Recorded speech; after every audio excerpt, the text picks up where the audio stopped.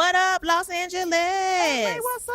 Another round is coming through. LA. Oh my gosh. We're going to have tons of very, very special guests, including Amber Rose, Quinta Brunson, and one of my favorite diners, Victor Pope Jr. Join us live in person on Tuesday, October 3rd at the theater at the Ace Hotel. You can get tickets starting August 11th at kcrw.com/events. Like, literally, where else are you going to get that lineup? Come through. Come on now. Magazines are more than just something to flip through in the checkout line at the grocery store. They're informative, entertaining, and they give you opinions and ideas from the world's best journalists, writers, and leaders. Now you can get all your favorite magazines in just one app, Texture. Try Texture for free at texture.com/anotherround. Hi, everyone. I'm Heben. I'm Tracy. And welcome to Another Round with Heben and Tracy. Ow, ow. All right now. Yeah. We in the building. Ooh, we here. We out here. Heben, what's up? What's on the show today? You know what? It's not every day we have an interview with a freaking sitting senator of the United States. True. It's been a couple of days since that's happened.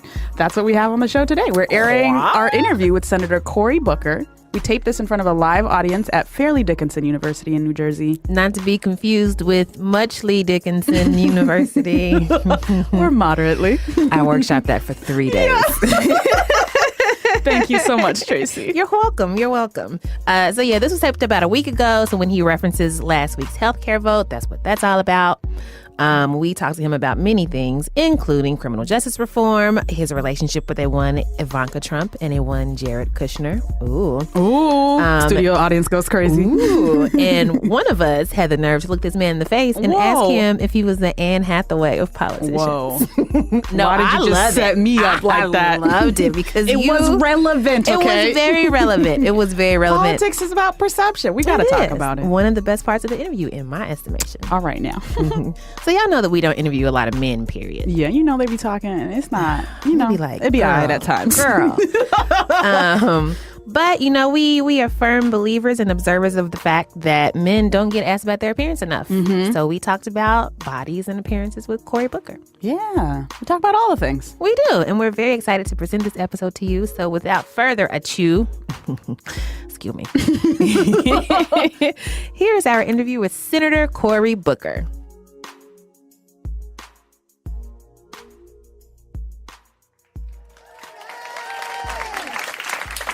So I assume that you are all here to listen to us speak to Cory Booker, so you probably don't need this introduction, but we're going to get one anyway. Before he was senator, he was mayor of Newark from 2006 to 2013. And before that, he was Newark city councilor from 1998 to 2002. He studied at Oxford and Stanford and Yale, and he was a big-time fancy great American football player. General overachiever, if you will. We'll say these things when he's also in the room. Yeah. I would say all this to his face, I promise. And he has also handed out Hot Pockets in a time of great national distress. It's true. Ladies and gentlemen, please give a warm welcome to Senator Cory Booker.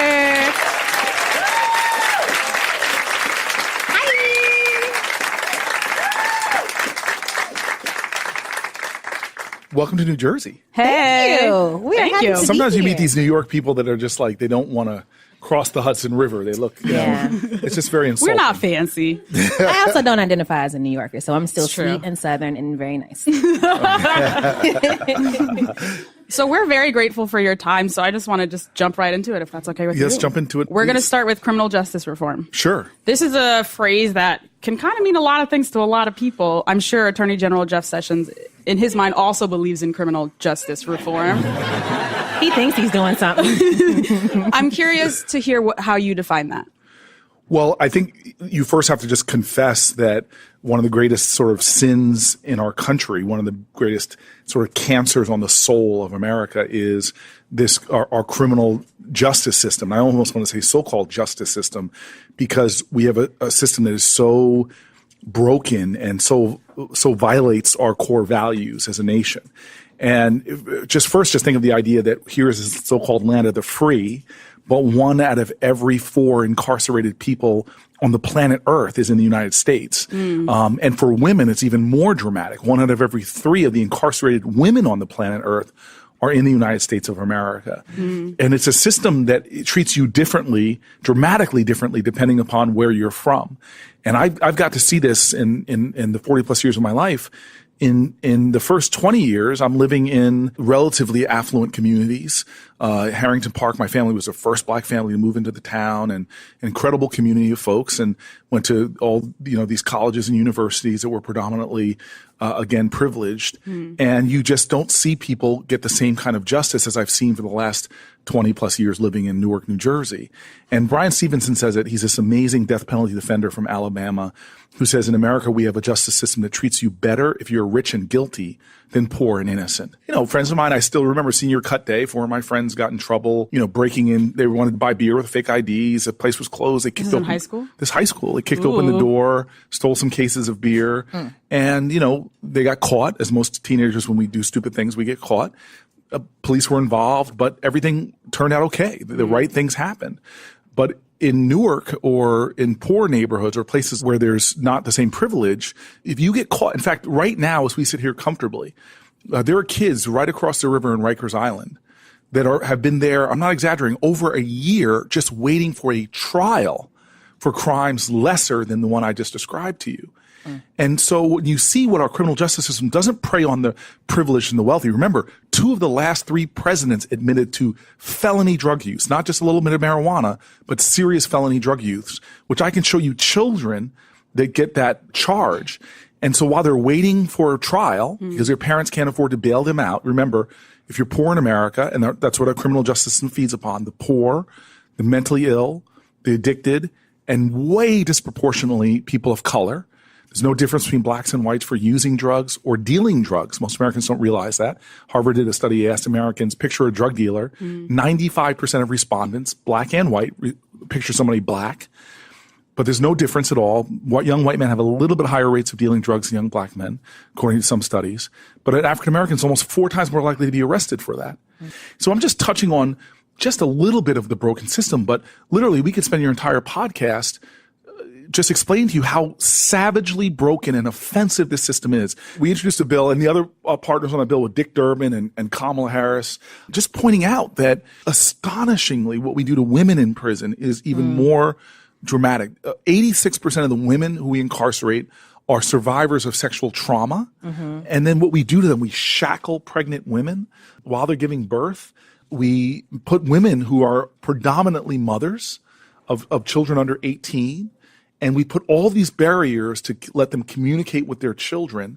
We don't provide them adequate sanitary products, which is a basic health need. And so women have this terrible, who are telling me these stories, they have these terrible moments where should they scrape together their dollars to buy tampons, or should they scrape together their dollars instead so they can call their child to see how they're doing. So we have a massively broken system. So when I'm saying criminal justice reform, I'm saying the reform I really want is to bring justice and common sense, because everything I've described actually doesn't make us safer as a society. It drives poverty in our society.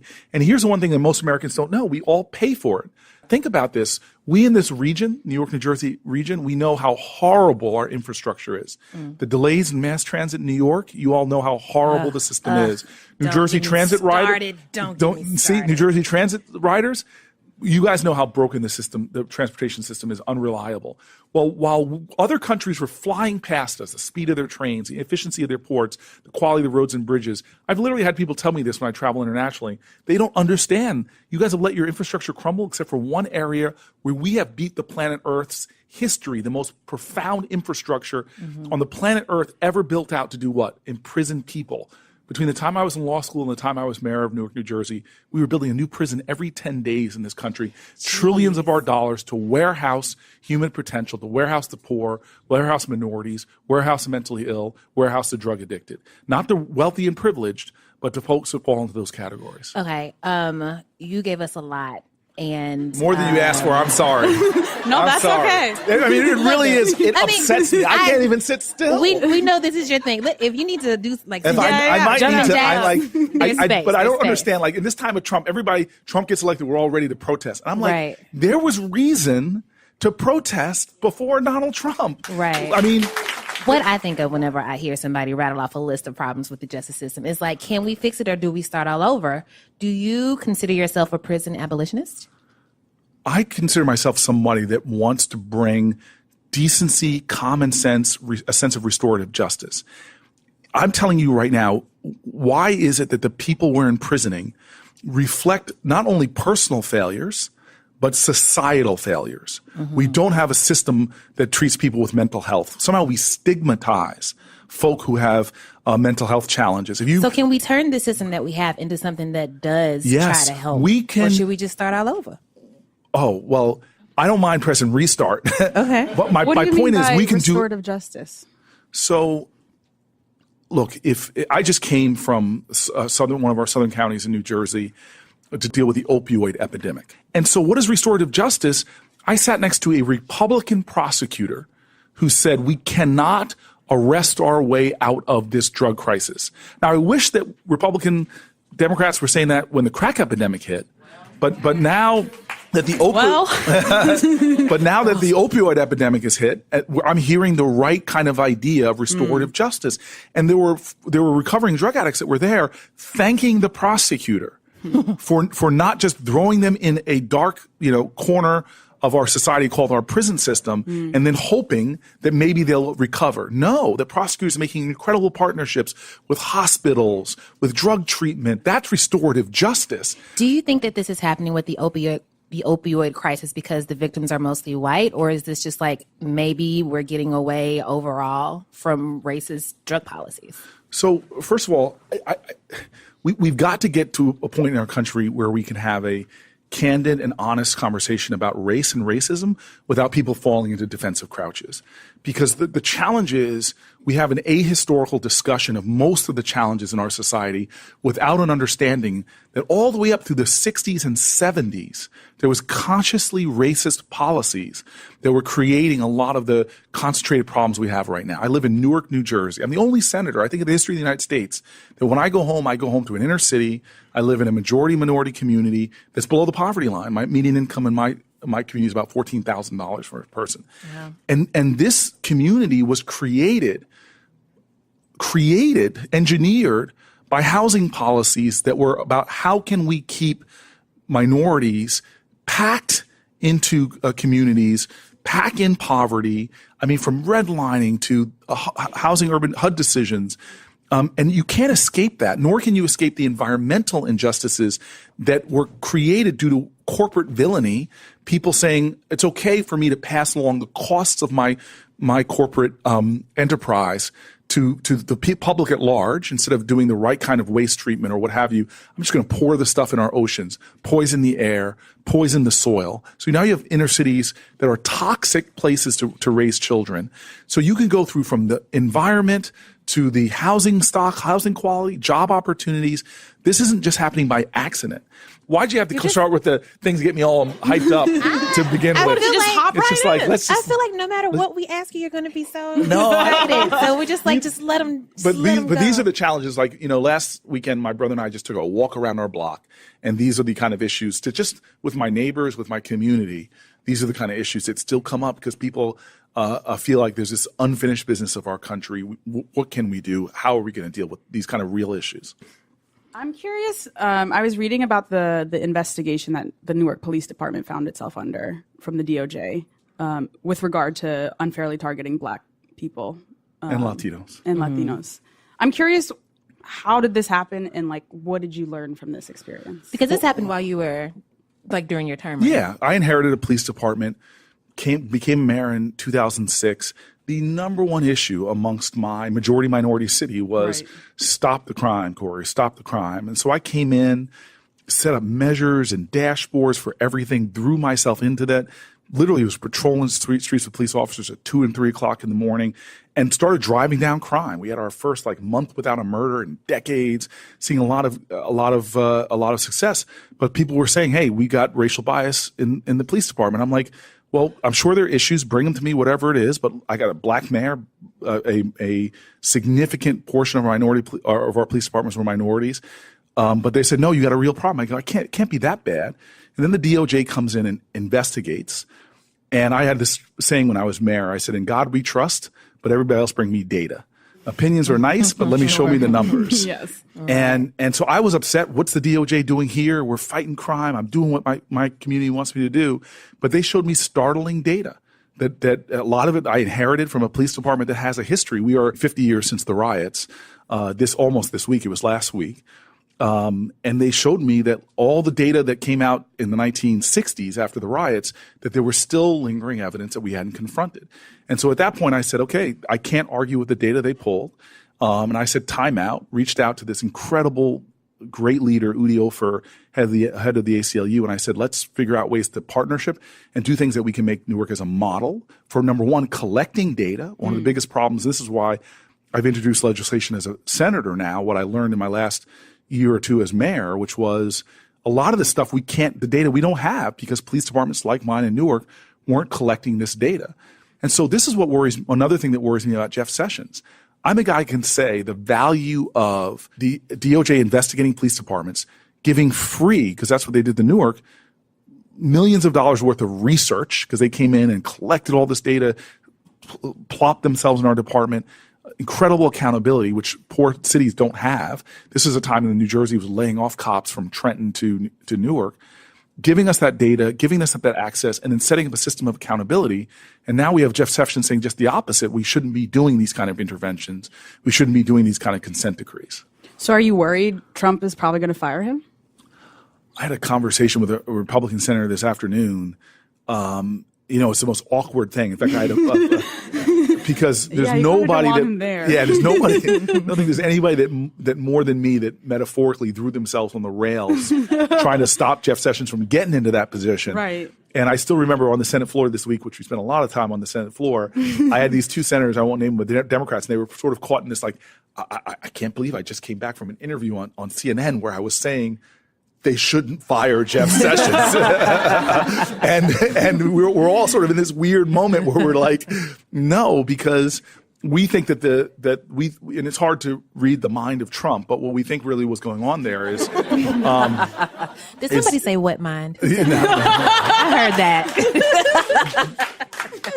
and so it's basically if we all suspect that what he has been trying to do is get rid of Jeff Sessions, put somebody else in there during a recess appointment that would then go and fire the special prosecutor, do what he says, and create what I think would be would be during our lifetime, even though I was a baby during Nixon's time, this would be the constitutional crisis of our generation. Baby's first constitutional crisis. Yes, yes. I believe they have that book. Yeah. What is life without a little constitutional crisis from here to there? I'm a big believer. Clinton was one that said there's nothing that's wrong with America that can't be solved with what's right with America. And I really believe that now is a test of all of our citizenship. It's sort of like I think our generation got very complacent, where we were just sort of luxuriating in the fruits of our democracy that were born from the struggles of generations before. And our lack of action and engagement has allowed a lot of bad things to happen, like the election of President Donald Trump. And now people are realizing that, hey, I've got to be active. I can't just hope that this democracy is going to continue along and everything's going to be fine. It really is going to take my sweat and my hands at the plow as well. Right. I apologize for grinning and smiling, but I think it's you get so excited and just so heart's in the right place. That's why this is great. It's a podcast. People can't see me. Okay. Bouncing up and down in my chair. For everybody listening, Cory Booker is literally bouncing up and down in his chair. But I'm often very, very struck by how passionate and also earnest you are and seem to be. And before you say anything, Heben's got a great question. Are you familiar with Anne Hathaway? Am I familiar with Anne Hathaway, the New Jersey born and raised Shout out to Jersey. Yes. Who I'm telling you, in Les Mis, she tore up right now. that song Yes. On My Own. Would you sing it for me? You don't think she did a good version of On My Own? Listen, after you've seen Les Mis, like the play, you can't look at that movie and be happy about it. You can't. Like New Jersey aside. But listen. But you know how they filmed that play. So amazing. I've never seen a musical done like they didn't do this for Rent the movie. They literally played the music and it wasn't dubbed over. The actors were singing it. That's why the movie wasn't good. But you know what? Let's have a spirited debate about this later. I will talk about Les Mis forever. I sincerely, I welled up when I heard Anne Hathaway. Oh, bless your heart. Sing that song. So sweet. It was so sweet. Powerful. I'm sure. And I played it, I'm in the shower on my own. We're going to get you the soundtrack. Okay. This is such a good I thought you and I were going to have a duet right now. I mean, we can, but I was thrown off by your bad musical opinions. Oh. But, wow. I wasn't like, Anyways, okay, wow. I did not know there'd be a Les Mis fight. I feel like Anne Hathaway, she's from Jersey. She works hard. She wins Oscars, but for some reason, there's like a strain of conversation around her that's like, she's just trying too hard is maybe the criticism. I can't quite sum it up. Do you ever feel like you're like the Anne Hathaway of politics? Like people... Wow. People are like, he's from Jersey. He works hard. He's out here, I just heard Anne Hathaway dissed royally, and now you're asking me if I am like the Les Mis singing Anne Hathaway. That's just terrible. No, okay. Senator Booker, here's the thing. We are not calling you the Anne Hathaway of politics. Okay, good. The thing about... I live for the Princess Diaries, for the record. I love Anne Hathaway. I see nothing wrong with Anne Hathaway. She seems to be a good actress who's good at her job, who gets awards. Okay. I would say the same thing about you as a politician, but I feel like a lot of people are like, he's just too nice. He's too earnest. Something's off about how good-hearted he seems to be. Like, have you heard this criticism about yourself? Is this the first time? This hurts. This is the first time. But no, I'm joking. I'm joking. Look, I just like, look. What matters? And at the end of the day, I think all of us, what matters to me and what I advise young people when I talk to them all the time is to be the boldest, unapologetic, authentic version of yourself. It was one of our presidents that said, everyone is born an original, but sadly most die copies. I don't care what people say about me, critiques or whatever. I've just got to be me. And frankly, I feel very, very, the parts I feel good about my life and career is when I didn't listen to people that told me, don't do that because it might not work out or it might not be good for your career or whatever. I've just kind of just been myself and let the chips fall where they may. And again, you can't be in politics without getting a lot of criticism from a lot of different corners. And so I've heard an array of criticism about myself. And I'm a little bit of a nerd. And as I remember my first time sitting on, I went to college with Rachel Maddow, and you'd see your friends doing an interview, and they sit you down and they call you. Literally, your first interview with me, I think it's my friend, and she's going to be really nice to me. She goes, you're kind of a dork, and I'm just like, thank you, Rachel. It's not world over that. What does it feel like to be like criticized all the time? Like, how do you keep yourself like whole and intact? Like, it would make sense if, you got tired and frustrated and got your feelings hurt sometimes by the things I'd be lying to you if I says. said I didn't get my feelings hurt sometimes. And especially, I don't mind when people don't like me for things that I actually stand for or things I've done. But what often frustrates me is when I get misunderstood and people have beliefs about me that just aren't true. But again, what is it about? This is one of the reasons why I still live in that same neighborhood I'm telling you about. And if you go to see me in the Senate, I have a picture of the Central Ward of Newark, New Jersey, because I want to stay focused on why I got into politics in the first place. And as long as I keep that as the focus, it's not about me, it's about the bigger mission. It makes it easier just to say, you know what, let this go and keep on doing the best you can in service of your community. Is there a particular instance of being misunderstood that frustrated you that stands out? Oh, I mean, you picked the month. I mean, literally every month. I mean, there was a, I'm very proud of the things I'm doing on healthcare and this healthcare fight. I have a bill with Bernie Sanders and Casey about lowering prescription drug costs. But just about, I think back in January, on the day that I fought against Jeff Sessions, there was a late night non-binding vote-a-rama, not the one we just came out of, but another one. There were bills that were all about trying to lower prescription drug costs. I signed on to another one and others, but didn't sign on to Bernie Sanders' bill. Because it didn't have some things that I thought were really important that later Bernie agreed and did legislation with me and got massively misunderstood. Before I got home that night, I was being attacked on Twitter by people in my own party because he said, this guy was blocking low-cost prescription drugs coming into the country. I'm like, how could they be saying that when, one, I believe this, two, I'm fighting for it already, and then ended up obviously writing legislation on it. But during that time, my staff kept saying, this is where your heart is. You're right on this issue, and you can't let your emotions and your moods, all of us have to know this, you can't let yourself be defined by what people are saying about you. You have to keep focused on what's right in your heart. My dad told me before he passed away, one of his favorite things was there's two ways to go through life, as a thermometer or a thermostat. And people who go through life as a thermometer, they're the ones that let what people are saying about them, even if it's unfair criticism or jumping to conclusions, drive you up and down, hot, cold. That's me. I'm a thermometer. Yeah. But we're all called to be thermostats, which are people that, despite the temperature, despite what people are saying about you, you set your own internal mechanisms to bring light and heat and warmth into this world, no matter what's going on around you. And so, yeah, there are days I fail at that. There are days that I stumble and fall. There are days I feel like curling up. But you guys know this. We all know this from our personal lives. Real courage for all of us that have fought depression or drug addiction or shame when we have made a mistake. Real courage is still sometimes just that voice in the morning that says to you, get out of bed, put your clothes on again, go out that door and just keep fighting, keep going.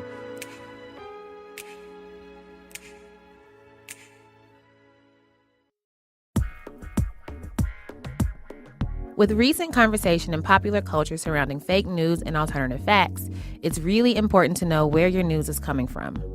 Texture is a new app that features some of the most trustworthy, credible publications in the world, such as Time Magazine, The New Yorker, Vanity Fair, The Atlantic, and many, many others. Texture gives you access not just to your favorite magazines, but also the latest in investigative journalism, U.S. politics, and domestic and international news. And the app does more than just deliver magazines. Texture makes it easy to mark what you like and find the articles you want to read with daily recommendations, videos, back issues, and more. And there are so many great magazines out there, like my favorites, Teen Vogue, which has really been killing it lately, National Geographic, because I love animals, and my mom's favorite, Reader's Digest, which she's been reading for like 30 years, I'm pretty sure. So why subscribe to just a couple of magazines when you can have all of your favorites on your smartphone or tablet all the time for way less? Normally $9.99 a month, Texture gives you access to over 200 magazines. But if you sign up right now at texture.com/anotherround, you can try Texture for free for 14 days. So go start your 14-day free trial now and download the app at texture.com/anotherround. One more time, that's texture.com/anotherround.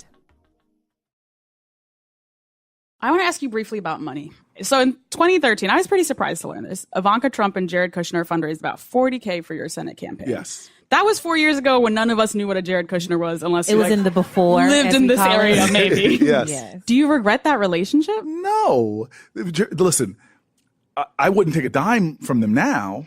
But this was a time when they were Democrats. I mean, they were supporting Hillary Clinton, and the Kushner family were big New Jersey Democrats and really helped to fight against Chris Christie and a lot of other folks. And so 4 years ago, when they were Democrats, and I'm not the only Democrat nationally that they gave money to, I don't think there's any problem with taking money from Democrats. Nobody could have imagined that for 4 years later, now. Yes. And so for years ago and past campaigns, they didn't give me any money for my Senate campaign coming up. For years ago, years time. But this is a great another example. I literally have people saying, I'm unfollowing you on Facebook because you are in league with the Kushners and the Trumps. And I'm like, what planet are you from? Are you listening to the media here? I'm leading in the Senate criticisms of those folks. So that's what folks don't seem to understand. So that's just politics. It's not just politics. No, to me, it's more than that.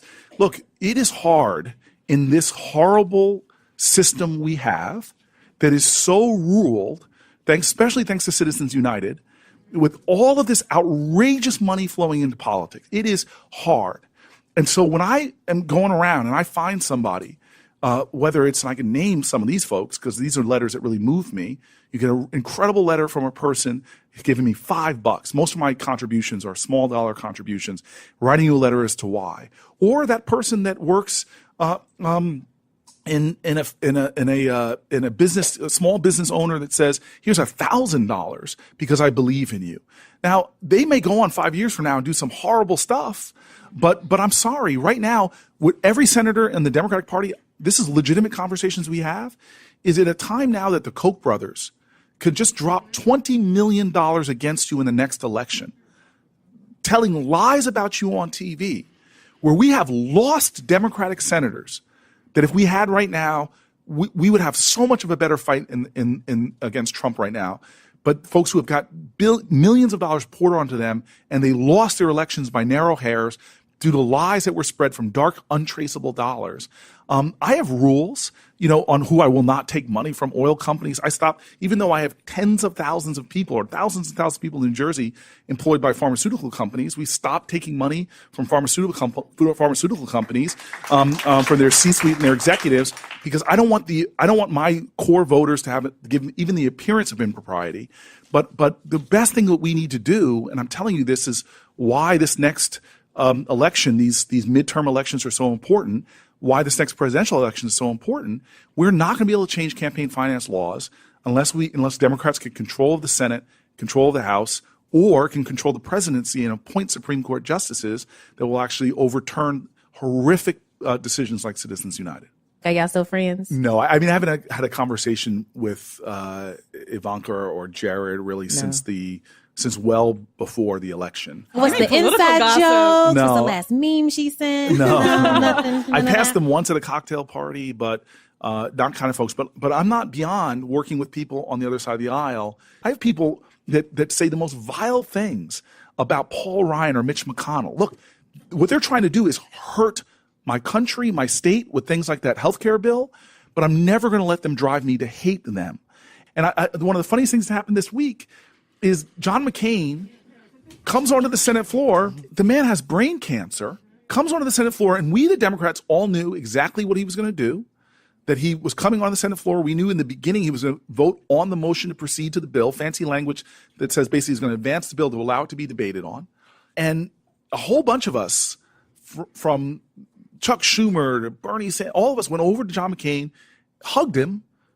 Some of them were okay hugs. I gave him a real hug. I talked to him today, checking in on him. Didn't mention politics at all. If I'm losing my ability to always see the humanity, even when the world might say that you surrendered your humanity, I think I don't ever want to be that person. That's just who I am, and I'm never going to retreat from that, even if it means. I still remember my college high school football. Between the whistles, it's all-out war. But afterwards, I don't surrender my humanity. But there are days I slip and say bad things about folks. There are days I don't live up to my own values. I stumble, I fall. But we got to get up and keep trying to be the change we want to see. Mm-hmm. Do you feel like America...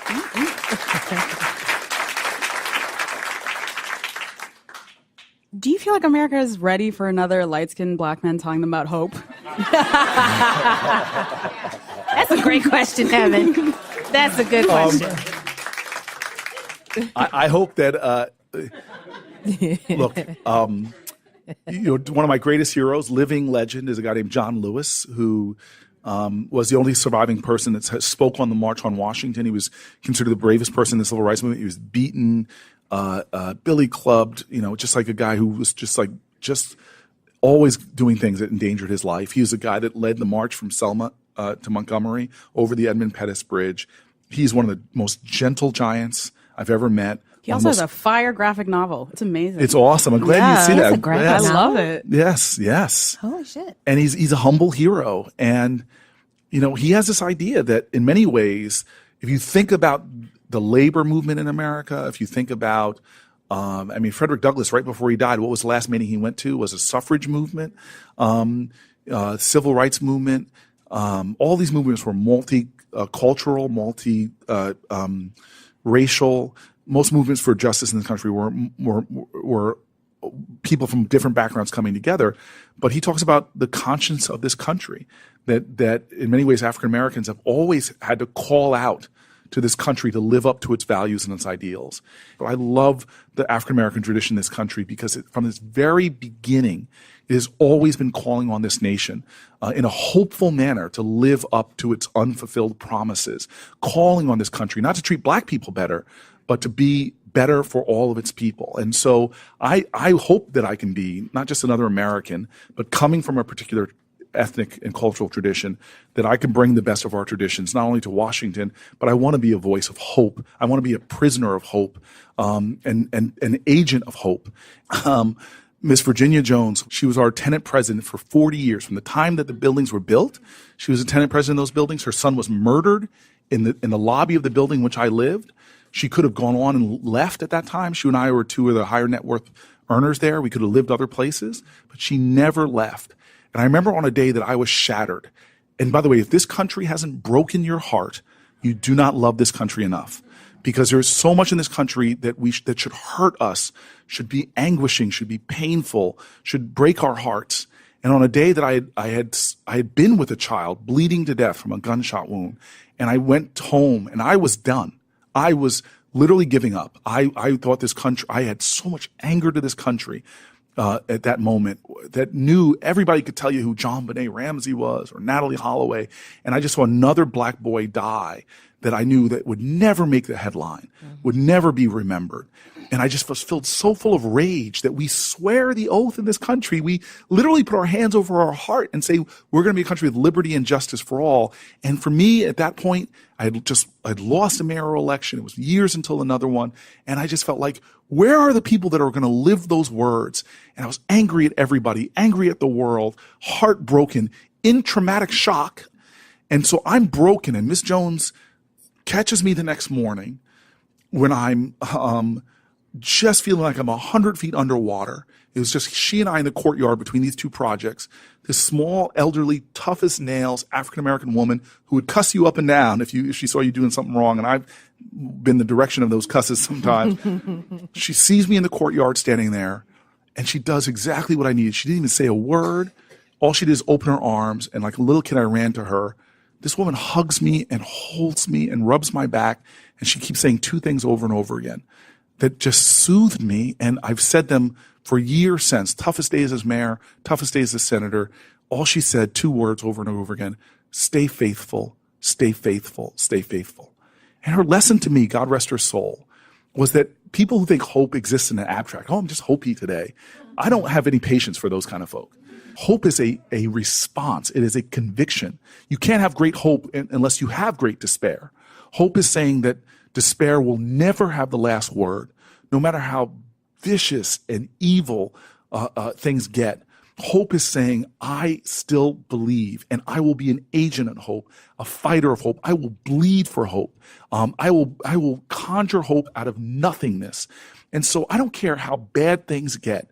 In the morning, if I can summon the strength, at night, before I go to bed, and every moment during the day, I want to be someone that is living hope, not preaching it, but working it every single day, trying to make this nation more hopeful for myself and for everyone that lives in it. Well, the doors of the church are open. Let's get a collection plate, pass it on around. Well, Senator Booker, you have survived the tough portion of the day. Oh, my God. How you feeling? Feeling good? I'm feeling, this was tougher than I thought. Was it really? Oh, my God. I listened to your podcast and drinking. I'm just like, I'm going to ease on up here. Well, this is where that part happens. Okay, so thank this is God. a segment that Yes. thank God. So this is a segment that we like to call Pew Pew Pew. Yes, y'all got it. There are, Yes. The There are, idea like- is rapid fire. I like Yes. that. It's always the idea. I there's some friends of the show in here. A few. We did not pay any That's of so these people sweet. to do that. Wow. So Hey cute. girl, hey girl. Okay, so this is our rapid fire question segment, which gets harder for me to say every time I say it. Who knows what these questions are going to be about? Cory Dun, dun, Booker? dun. I don't know. Question right. number 1: if you were to take a one-day vacation from being vegan, what would you eat? Ooh. Wow. Okay, and I heard that you like to say penguins for this answer. Don't say penguins, because I will physically fight you over penguins. But can I give you a good argument why we should not like penguins? I already know why. It's because March of the Penguins beat out your documentary, right? Yes. I'm sorry that happened, but Tracy this penguins loves are not, penguins. I- She will throw down for some But penguins. see, but this is love the thing. But penguins. you didn't watch Street Fight, the documentary You don't know what I watched? on. She didn't watch it. She didn't watch it. Didn't watch She didn't watch it. I didn't. You didn't I watch did it. see March of the Penguins. 87 minutes Solid movie. on Netflix. And then you know what the two things I don't like? And I told this man this. I got up in his face when he came to my office to advocate for something really beautiful, really wonderful.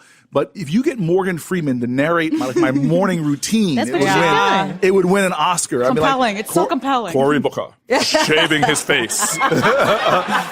Oscar. So I get so angry, and these penguins they're not cute. Tread lightly, Cory. You But know they what? can't fly. You know what? I think it's Next time for the question. next You be a question. bird, No. and you can't fly. Hey, I don't understand that. You are thin ice, the thinnest of ice. The penguin's habitat Pun getting thin. intended. That ice is getting thin up there. Oh, I get it. Thin ice, penguins.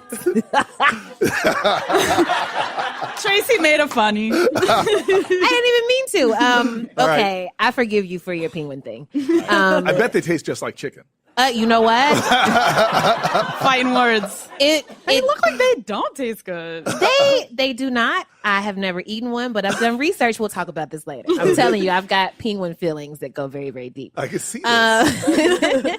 Cory Booker, where were you when the OJ verdict was read back in '94? Wow. I feel like we're in OJ Renaissance right now. Yeah, OJ's having a moment. So there's a lot of moments in American history I can tell you exactly where I was. Like when the space shuttle exploded, that tragic moment, I know exactly where I was. But I was in law school during this trial. Oh, snaps. Yes. So Was Johnny Cochran your idol? Or were you more of a Darden type of guy? Yeah. Team Darden. you guys are just bad. there's a little, you guys got a little edge to you. What month was it? Because I was basically What month was it? yeah, because I don't even remember what month it came out. I remember my grandfather was just like, what? He knew more about, I was going into law school, and he knew more about the law than I did just from watching the OJ trial, and was like lecturing me on civil procedure. And I was Right. like, wait till I get to class, Granddad, and let's actually learn about this. Okay, so if you don't remember where you were, do you remember how you felt? Like, were you like, yay, the juice is loose, set free? Or were you like, he did it, lock him up? Because that's what my mama was like. She was like, he did it. Yeah, so I was very much like the man did it. I think OJ was guilty. But obviously the justice system worked, and I actually was using this as a moment talking to some folks down in the Senate about they need to understand something, that the reason why African Americans were celebrating was because they have a close up experience with people getting jerked over and we wrongly finally treated won. We were by the justice system. So Yeah. people felt like here are hundreds and hundreds and thousands of African Americans, all of us, including me, have stories about being followed in malls and pulled over by police, my car surrounded by cops, accused of stealing the car that you were driving. All of us had these experiences, and this was sort of like letting off that steam of celebrating that here's an African American guy that got over on the system. And so I understood that feeling of celebration, but I really believe the man was guilty. Yeah, you was like, it's too much blood. How you drip blood everywhere? Yeah, but I do think that there was a miscarriage of justice in Nevada, that he got that long sentence as like people were trying to make up for something that happened before, and that to me bothered me in and of itself. Okay, so you were happy to hear that he's been paroled. There was no legal justification for him not to be paroled. Okay. What is the wildest rumor or like piece of gossip you've heard about yourself? Is it that you are the father of Mindy Kaling's baby? Also, is Can you this just confirm or gossip? deny? Is there some truth to this story? Next question. Well, alrighty then. All right. Did you at least text her congrats? Next question. All right. So you mentioned sports not too long ago. Yes. Rumor has it that you were once Rumor quite has the it. revered athletesman. That's not a word, is it? You played football. I tried to be fancy. And not the like older I molested. get, the better I was. So since you were playing football, there Yes. has been a lot of information and a lot of research done on how this is a very good dangerous question. it is. I get this a lot. So like the whole concussion, CTE type thing. Yes. If you knew then what you know now, would you yourself play? And should you have a son and he wanted to play? With Mindy Kaling. She said that part, I didn't. Should you have a potential son? If you were counseling a male child who wanted to play football, would you recommend that he do it with the risks? So I owe so much to that sport, and especially to my teammates in high school and my college and my high school coaches. I always joke that I got into Stanford because of a 4.0 1600 4.0 yards per carry, 1,600 receiving yards. Sports joke. I get it. That's funny. Oh, thank you very much. So much of who I am today is built on that foundation. And when I was at the Brick Towers reunion right before here, there were some young kids who were being coached in Pop Warner football. And I think that's great. I think that the kind of concussions we're talking about, the kind of force that people are hitting with, that's at the later levels where you get these athletes now that are so much stronger and faster than my generation of athletes were. So I would let my child play football. I think I would worry about them if they had the same trajectory as I did. I stood on the sidelines of Stanford football game recently, and I'm like, you guys are defying physics. Masses that large should not move that quickly, and the collisions, I was like, whoa. So I think that we have a lot of research to do to see if there's anything we can do to minimize those kind of damages. I give a lot of credit to referees now that will call people out for things like spearing and others. But I think I would let my child play. Okay. This is really my most difficult interview I've had in a long time. Why? Because we don't get sports and you won't tell us the real gossip. I feel like you're in control of most of this. Just tell us the juice. Okay. That wasn't an OJ joke, was it? I don't flash it back to OJ. Yeah, it was. It was a callback. I did that on purpose. All right. Most of the people we've had on the show are women. We just don't talk to that many men, honestly. There are so many more interesting women. My list of interesting women I want to talk to is so much longer. I find women far more interesting than men. Thank you. Also, Amen. men are always talking all the time. We're like, we have a microphone. Did you guys Let's watch give the it to a Senate woman. floor this week? I mean, no, I'm honestly like John McCain gets the hero treatment because he voted against. That's what I'm saying. And you had these two other women that were like from the beginning, Collins and Murkowski were not being championed. And then you had another moment where one of the most amazing senators. She's the only immigrant, non-native born United States senator, a woman named Mazie Hirono from Hawaii, stage 4 cancer, and she's coming out of her treatment to vote. And nobody really knows that, but everybody knows John McCain from brain cancer. So I'm with you on, we still have a society that a nation that seems to give men a lot more credit and a lot more attention. Here we are in New Jersey. There are, 14 people that represent the state of New Jersey in Congress between the House members and the senators. It used to be an all-male delegation, and now we have one, as if that's some great accomplishment. An amazing African-American woman, first ever from Congress, Monty Watson Coleman. So we have still a long way to go until we're getting kind of parity. So I'm not going to sort of resist this that I'm one of the few men that you've allowed. But that's an honor, though. So because we talk to mostly women, we invariably ask questions about appearance and like public appearance and how women think about that because they just have to. Yes. And I'm curious. And I saw this when Obama and Clinton had the first primary. Right. And I mean, it was outrageous to me. I was a big Obama supporter, but I just couldn't. Nobody was talking about his weight. Nobody was talking about what he wore. Nobody was talking about his hair. Tracy McGee. I'm sorry. He is a handsome man. But I do kind of want to ask you about that. I'm curious how you think about like your appearance. Do you have a stylist? Do you worry about your weight? Like, are you worried about the colors you're wearing on the Senate floor? How do you think your appearance has affected your career? Can men have it all? No, but I'm just going to keep going. No, it is definitely male privilege that I don't have to think about those things often. I definitely have female friends in my life that tell me I need to get some style, not just a stylist, like get some style. But no, I really don't feel like I'm being judged that much on what I wear. I really don't. But yet I'm hearing conversations all the time where women are held to a much different standard. Women in elected office are, and I think it's really problematic. So, But however, the other question about weight, absolutely, I'm somebody that often thinks about what I'm eating and my diet and so on and so forth. And I'm one of those people that my weight goes up and down quite a bit. I think about food a lot, and so yeah. I remember this is off topic, but I was a teenager, probably 19, maybe 20 years old, and I started working on a crisis hotline at Stanford. Eventually, I would go on to be a small group of people that would run this hotline. And we took serious calls from suicide calls.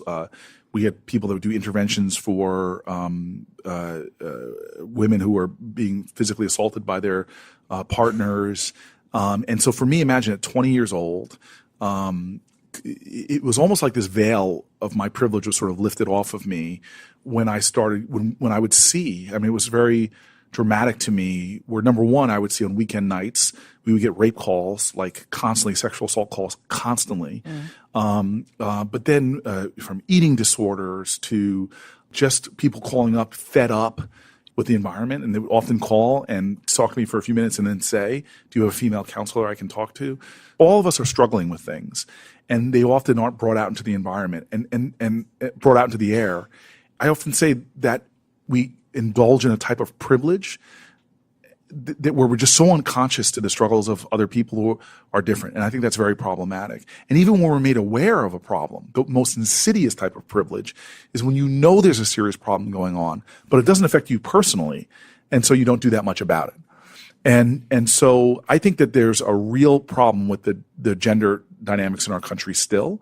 It's still appalling to me that the average woman, not that a woman makes about 80 some cents for every dollar that a man makes. I've had companies come to me. I remember this, I can even out the company, I think it was Salesforce.com, that didn't really believe that was going on in their company. And then they did the analysis. They pulled the data, just like happened to me with our police department. And the man was like, oh my God, we are not paying women who are doing similar or the same jobs. And this was a kind of a woke man that tried to do that in his company, but it goes on throughout our society. And then other things, we force women into circumstances. We say we love children in this country, but I still remember the moment in the campaign that I made the mistake of saying it this way to a reporter. I said, the moment on the campaign where I fell in love with Hillary Clinton. Yeah, I know it sounds very exciting. But, I was supporting Secretary Clinton for very intellectual reasons. I'd been talking to her about policy, but I didn't really know her because I was an Obama person. So I'm on the campaign trail with her in Iowa, and I'm standing at a diner, sitting in a diner with her, and the server comes over, and I'm one of these folks. There's a great saying that I love by Dave Barry, who says, someone who's nice to you but not nice to the waiter is not a very nice person. And so I'm like eager to see Secretary Clinton in a down moment with a server that walks over to her. Is she just one of those people that smiles and waves and shakes everybody's hand? She's a great but now when we're hangry, sitting there, like the truth comes she out. and I'm like, how is she going to be? Which she and I were hangry, like long day, tired at a diner, and the server comes over. And we just start talking to the server, and you just start hearing what this woman was dealing with, raising children, and working a full-time job, trying to catch extra shifts. And Secretary Clinton looks at her and says, "Well, what do you do when you get sick?" And she goes, "I come to work sick." Like, most Americans don't understand this. We eat food all the time from people who are incentivized that when they have the flu or something else, they are incentivized to come to work because they don't have paid sick leave. So just understand that when you're going to eat. Oh my God, I never realized that. There are people in that kitchen who are sick and they should be at home, but they know they can't miss a day. So she admits that. She goes, "What do you do when you get sick?" She goes, "I can't afford to stop. I come to work." And Secretary Clinton, I could just see her getting more animated, and the questioning persists. Well, what do you do when your kids get sick? And then I was looking at the server. You see this pain in her eyes. And then I look at Secretary Clinton, and I see anger in her eyes. And these two women suddenly start talking to each other, almost like, you back off. These two mothers have this conversation. And so our society, we preach often these things about how much we value children and how much we value parenthood.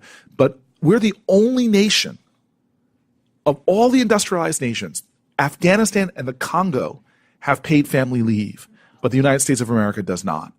And then we devalue we pay zookeepers, not that that's not harder, but childcare is something that is such an essential part, but we devalue that. And it seems that professions often that women are doing are devalued in terms of their pay as well.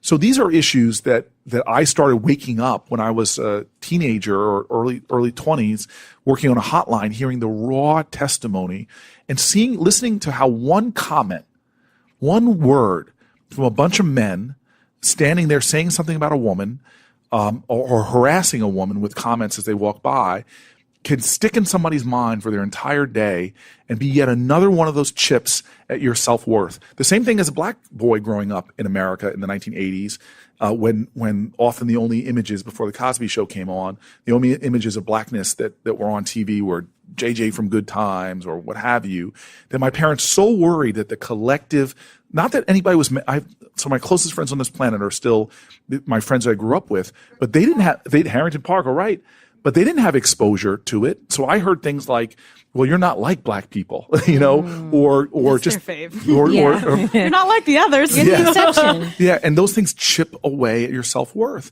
And even having a niece now, I still remember playing with my niece when she was younger. She's 10 now.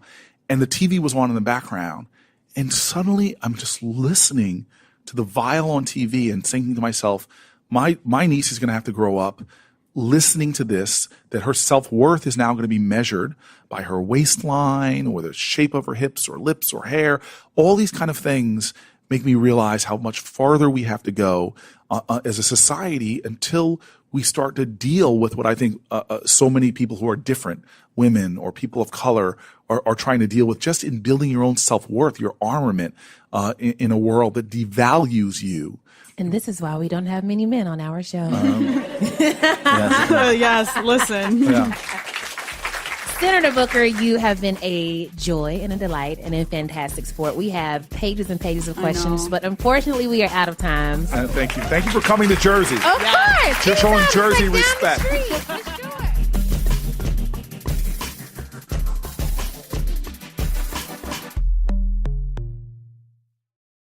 I hope you all enjoyed our interview with Senator Anne Hathaway. Stop it, Tracy. Get out of here. We had a lot of fun with Cory Booker, and he was a great sport. But Heben, guess what time it is? What time is it? It's time to buy a round. Hey. It's time to buy a round. Hey. It's time to buy. It's time to buy. It's time to buy a round. Brr, brr, brr. Oh, too lit. Too lit. Heben, who or what is your round for today? Oh my God, I'm so excited. It's so small, but it provides me with such joy. Ooh, is it a tiny baby elephant? If you had stopped at baby, maybe. A tiny baby. Yes, it is. No, it is. Okay, so I love the feeling of leaving the nail salon and realizing you did, in fact, choose the right color, which is a rare feeling. Oh my Because I'm always like stuck gosh. between two. Yeah. And I'm like, just go with the coral. And then sometimes when you get out in the sun, it looks different. Like it's got like some iridescence or some shimmer that you didn't bargain And for. you're like, I did not anticipate. Right. Yes. So I love the feeling. This is the round. The round is for when you leave the nail salon and you find a thing in the wild that matches the color that you got, that you're satisfied with. You know, this happened to me recently. Really? So you have a very nice royal blue. It is a very royal blue with a little hint of a gold, for Little- 2 fingers. little Nothing flare. crazy. Just some accents. Exactly. Okay. And my roommate randomly got a lighter from the corner store, and it was the exact color. I saw this picture on your Snapchat. I was like, look at live. this This is the coordination. serendipity I live for. Did this happen on the same day that you got your... Yes. Oh, that's a sign from Jesus right yes, there, girl. I chose the right color. I know. Well, Because I found a amen. random lighter with the same exact color. That's how you know. That's how you know you picked right. Exactly. Congratulations. And then I saw it again in like a little pattern fabric, just like a hint of it. It wasn't even the whole pattern. And I was like, oh my God, look at the universe let Look me at know. the universe coordinating with your nails. Yes. That's how I you live do for that. it. I live for those moments. Okay. Nail serendipity. That was a very enjoyable round. I'm buying a round for nail serendipity. When you start your next band, it should be called Nail Serendipity. Ooh, wow, yes. Yeah, you're welcome. That one's for free. All right, Tracy, who you buying a round for? I am buying a round for the AMC series The Walking Dead, Ooh. which I just started picking up again. So I left off in This is the zombie one, right? This is the zombie one. I Yes. apologize. No, it's okay. It is okay. So I left off in season 4. Oh. And Why? Well, Why do you like the show?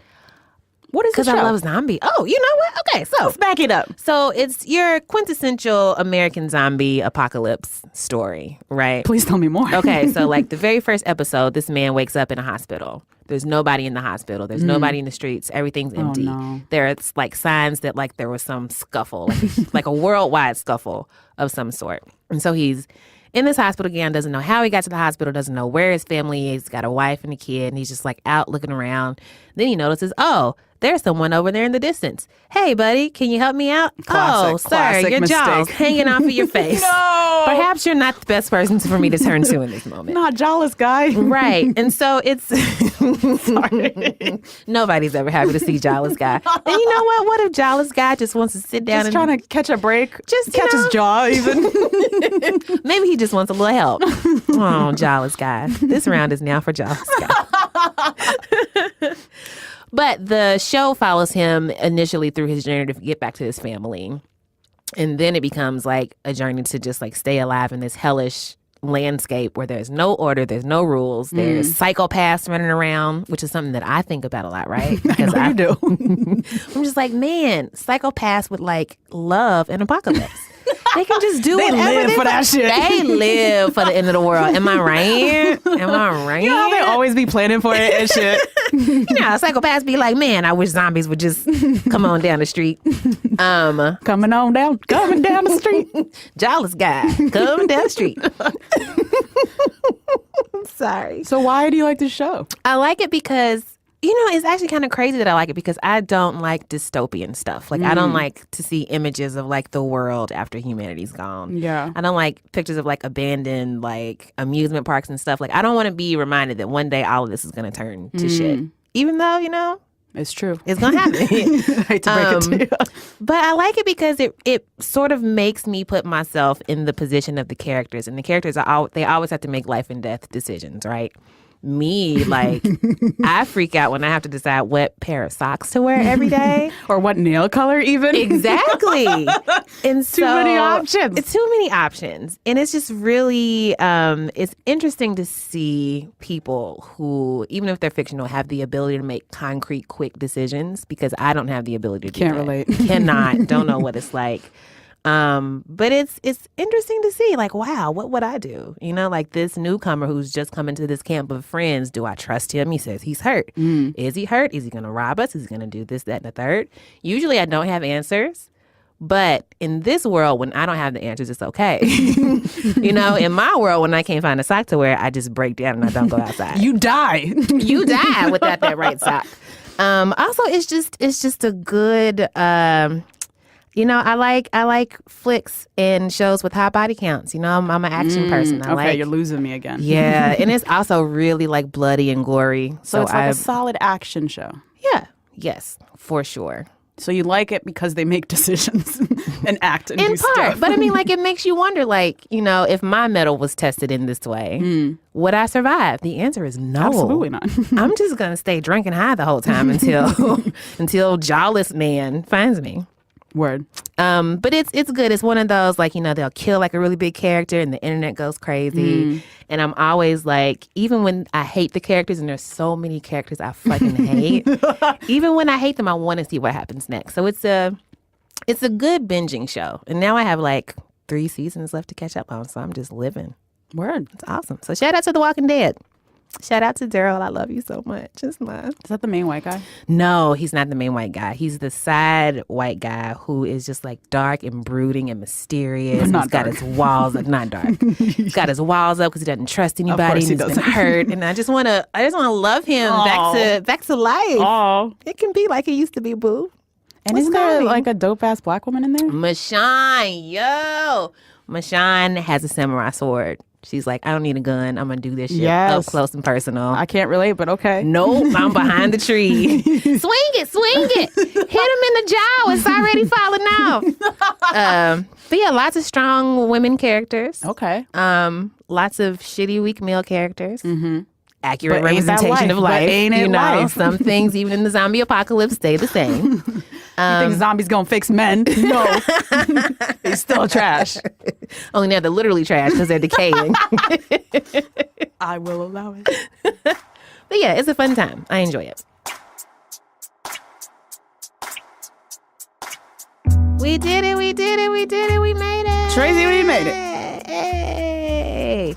Thank you so much to Senator Cory Booker. You can find him on Twitter at Cory Booker. That's Cory. No extra E in there. Shout out to the Pod Squad. Woo! This episode was produced by Nina Patuk and Julia Furlan with editorial oversight from Eleanor Kagan and Meg Kramer. Shout out to our in-house musicians, Miss Jean Gray. You can follow her on Twitter at Jean Greasy. And Don Will of the almighty Tanya Morgan. You can follow him at Don Will. Also, Tanya Morgan just dropped a new album. Aw, snaps. Yo, everybody needs to get that. It's fire. You can follow us, as usual, at Heaven Rants and at Brokey McPoverty, where we are still our identities. Yes, indeed. You can email us at anotherround@buzzfeed.com. You can follow us on Twitter at Another Round. You can find us on Facebook at Another Round. All of the things. We are Another Round. You can also still nominate us for a Nobel Peace Prize, rate us on iTunes, leave a little review.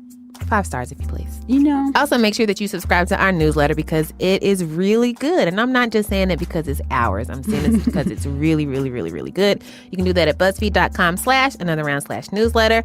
Drink some water, take your meds. Oh my God, take your meds. Please take your meds. It's so important. Call your person and then take your meds. Yeah. What else? You have any other alcohol You know what advice? I'm not doing? What? Taking my meds. Heaven McGee. But in a structured way. Oh, yay. Like with a psychiatrist. Oh, good. That's awesome. So maybe talk to your person and don't take your meds. Yeah, for sure. Whatever you do. Whatever your journey your is doctor. with medication, you're on it and it's okay. Yeah, I don't got nothing else. Yeah, that's it. Bye. Bye.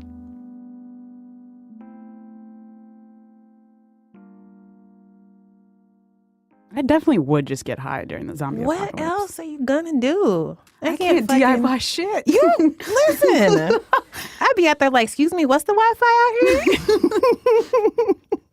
Zombie Jack, what's the password? Is that with was that multiple 7? H's? How many E's was that?